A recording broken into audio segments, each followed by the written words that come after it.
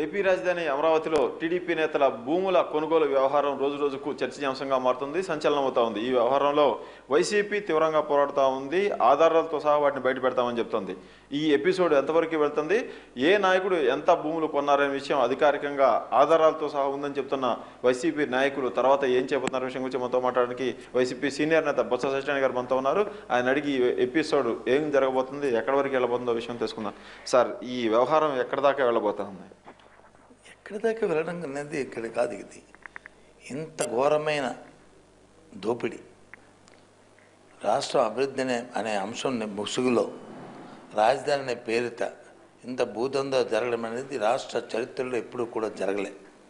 నేను నీతిమంతుడిని, నేను వచ్చి మెజారిటీపరుని, నిబద్ధత గల నాయకుడిని అని చెప్పుకున్న చంద్రబాబు నాయుడు నిన్నటి రోజున మీ పత్రికా విలేకరుల సమావేశంలో మాట్లాడుతున్న మాటలు చూస్తుంటే బరి తెగించి మాట్లాడుతున్నాడు, నంగనాచిలా మాట్లాడుతున్నాడు. ఆయన భూములు కొంటే తప్పేటని అంటున్నాడు.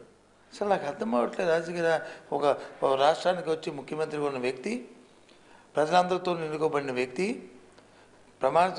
రాజ్యాంగ మీద ప్రమాణ స్వీకారం చేసి ప్రత్యక్షంగా కానీ పరోక్షంగా కానీ ప్రభుత్వంలో ఏ విషయాన్ని కూడా ఏది కూడా నేను బయటకు చెప్పనని చెప్పిన వ్యక్తి ఇవాళ భూములు కొంటే తప్పేటని అడుగుతున్నాడు. నేను సూటిగా చంద్రబాబు నాయుడిని అడుగుతున్నాం, ముఖ్యమంత్రిని అడుగుతున్నాం. మేము 10 సంవత్సరాలు వచ్చి ప్రభుత్వంలో పనిచేస్తాం, 5 సంవత్సరాలు ఈ రాష్ట్రంలో పార్లమెంట్ సభ్యుడిగా దేశంలో పనిచేస్తాం. మేము కూడా మాకు రాజ్యాంగం పట్ల సమాజం పట్ల గౌరవం ఉంది.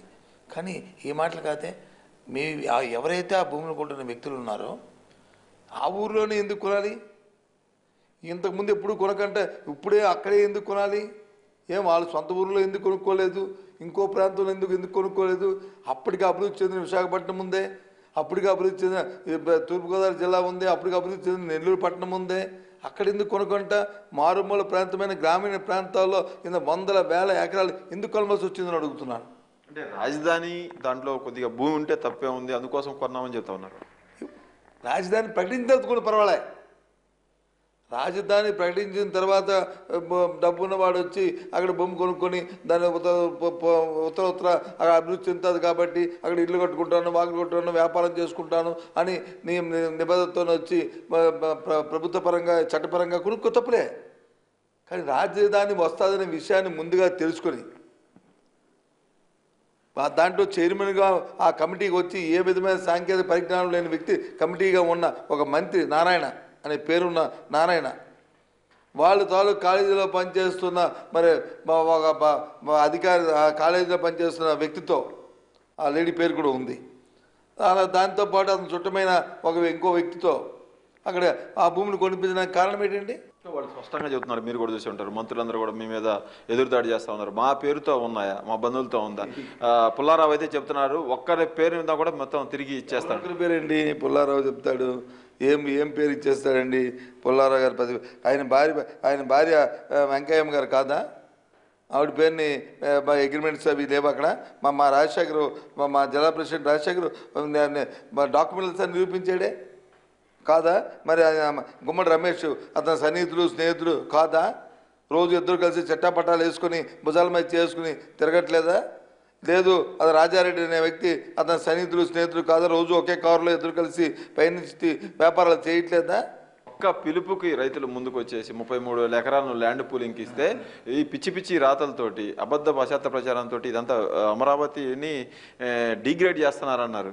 మీరు కానీ రాజధానికి కానీ వ్యతిరేకం కాదు, అమరావతికి కానీ రాజధానికి కానీ మేము వ్యతిరేకం కాదు. ఏదైతే రాజధాని ముసుగులో అవినీతి చేస్తున్నారో, ఇలాంటి భూదందాలు చేసుకుని ఇలాంటి అక్రమ సంపాదనకు వచ్చి ఏదైతే మీరు తెరలేపారో ఆ విషయాన్ని మేము ముందే పసిగట్టే అప్పటి నుంచి చెప్తున్నాము. దానికి మేము వ్యతిరేకం. దానికి ఇవాళ బట్టబయలైంది. ఇవాళ అంటున్నారు నిరూపించమండి. పత్రికలో ప్రత్యక్షంగా ఫలానా రోజు నాడు ఫలానా తేదీన ఫలానా వ్యక్తి పేరు మీద ఇవి రిజిస్ట్రేషన్ జరిగింది అని చెప్తుంటే నిరూపణ ఇంకా నాకు అర్థమవుతుంది. ఇంకా నిరూపించమని చెప్పడానికి ఏంటి? నేను అడుగుతున్నాను ప్రభుత్వాన్ని సూటిగా, మీకు భయం లేకపోతే, మీరు తప్పు చేయకపోతే ఎందుకు వెబ్సైట్ని వచ్చి మనట్టు 3 రోజుల నుంచి ఎందుకు ఆపేశారు దాన్ని? ఎందుకు దాన్ని ట్రాన్స్పరెంట్గా ఉండవలసిన వ్యవస్థలో వచ్చి ఆపేశారు? ఆన్లైన్ రిజిస్ట్రేషన్ అన్నారు కదా, మరి ఆన్లైన్ రిజిస్ట్రేషన్ ఎలా చేసుకుంటారు? ఇప్పుడు వెబ్సైట్లో ఇన్ఫర్మేషన్ లేకపోతే, వెబ్సైట్లో ఉన్న అవసరమే లేకపోతే ఇంకా ఆన్లైన్ రిజిస్ట్రేషన్ ఎలాగవుతుందని మేమైతే ఇది పరితాను, ప్రభుత్వ పరితాను. దగా, దోపిడీ, మాయ, మోసం ఈ ప్రభుత్వం తాలూకు విధానాలు తప్ప సంక్షేమం, అభివృద్ధి ప్రభుత్వ విధానం కాదు కాదు కాదు.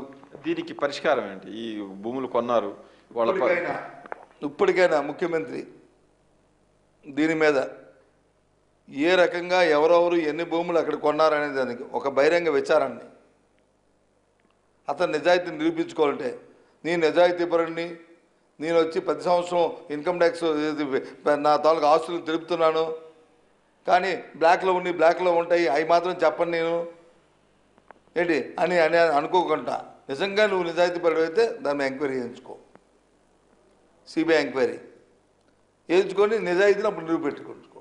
ఎంక్వైరీ చేస్తారు, వాళ్ళు కొన్నట్టు తెలియద్ది. దాని తర్వాత ఏం చేయాలంటారు? కొన్నవాళ్ళు ప్రభుత్వం ఏం చేస్తుంది? ఎవరైతే నిజాయితీ రైతులు ఉన్నారో ఆ రైతులకి దాన్ని అప్పచెప్పి, ఆ భూములు వాళ్ళకి అప్పచెప్పి దాన్ని వచ్చే లబ్ధి ఏది ఉందో ఆ లబ్ధిని రైతులకి పాస్ అవ్వాలి, ఆ పేదలకి వచ్చే అది వెళ్ళాలి, వాళ్ళకి వచ్చి దాని మీద వచ్చి దాని లబ్ధి రావాలి, వాళ్ళకి లాభం రావాలి, వాళ్ళకి చేకూర్చాలి. అంతేకాని ఈ పెద్దల కోసమా, ఈ గద్దల కోసమా ఇదంతానా? ఈ దోపిడీ అంతా ఈ ఆలీబాబా 40 దొంగలు ఈ ముఠా కోసమా ఈ రాజధాని అమరావతిని పెడుతుంది? ఇది శాశ్వతంగా ఉంటూ మచ్చ లేకుండా ఈ రాజధాని ఉండాలని, కొత్తగా రాష్ట్రం ఏర్పాటైన తర్వాత ఆ రాష్ట్ర రాజధానికి వచ్చి ఒక మంచి పేరు ఉండాలని, దేశంలోనే మిన్నగా ఉండే ప్రాంతం అవ్వాలని, అభివృద్ధి చెందిన ప్రాంతం అవ్వాలని అందరూ కోరుకుంటాం. కానీ ఈ రకమైన దోపిడీతోని, ఇలాంటి మచ్చలతోని, ఇలాంటి మరకలతోని, అవినీతితోని ఉండే రాజధాని ఈ రాష్ట్ర ప్రజలు కోరుకోలేదు. ఇది దురదృష్టం, దౌర్భాగ్యం. ఇప్పటికైనా చంద్రబాబు నాయుడు గారు, ముఖ్యమంత్రి గారు, మీరు రాజ్యాంగమే ప్రమాణ స్వీకారం చేసి గవర్నర్ దగ్గర ప్రమాణ స్వీకారం చేసినప్పుడు ఏ మాటలను అయితే ఉటకించారో మీకు చిత్తశుద్ధి ఉంటే ఆ మాటల ప్రకారం ఇవాళ వచ్చి మీరు న్యాయ విచారణకి మీరు తయారవ్వండి, సిబిఐ ఎంక్వైరీ చేయండి. సిబిఐ ఏమి చెప్తే దానికి మేము భద్రంగా ఉంటాం. రైతులను బెదిరించి భయపెట్టి స్వాధీనం చేసుకున్న భూముల వ్యవహారం మీద ప్రభుత్వానికి చిత్తశుద్ధి ఉన్నా, సీఎంకు చిత్తశుద్ధి ఉన్నా కూడా సిబిఐ విచారణ, జ్యుడిషియల్ విచారణ జరిపించి తన నిజాయితీని నిరూపించుకోవాలని, అలాగే సిబిఐ విచారణలో కానీ జ్యుడిషియల్ విచారణలో కానీ ఇదైతే తేలుతుందో దానికి తమ పార్టీ కట్టుబడి ఉంటుందని బొత్స సత్యనారాయణ చెప్తున్నారు.